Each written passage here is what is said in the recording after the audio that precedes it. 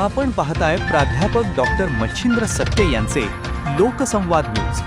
सत्य जे तुमच्या समोर. सोळशी प्रकल्पांतर्गत सुमारे 1 किलोमीटर लांबीच्या आणि 5.5 टीएमसी क्षमता असलेल्या प्रकल्पाचे प्राथमिक सर्वेक्षण पूर्ण झाले आहे. या पार्श्वभूमीवर ग्रामस्थांच्या मनातील विविध शंका आणि अडचणी दूर करण्यासाठी स्थानिक लोकप्रतिनिधी आणि ग्रामस्थ यांची संयुक्त बैठक तातडीने आयोजित केली जावी असे निर्देश पालकमंत्री शंभूराज देसाई यांनी दिलेत. पालकमंत्री श्री देसाई यांनी सोळशी प्रकल्पाचा आढावा जिल्हाधिकारी कार्यालयात घेतला.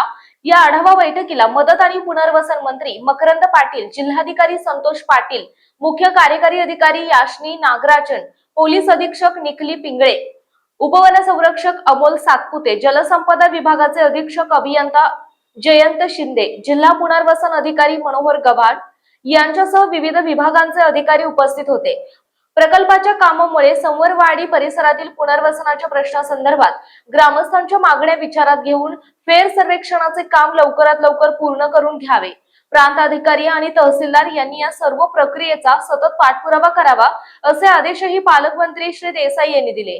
फेर सर्वेक्षण आणि पुनर्वसनाची कार्यवाही पूर्ण होईपर्यंत सुरक्षेच्या दृष्टीने तातडीने संरक्षक भिंत उभारण्यात यावी.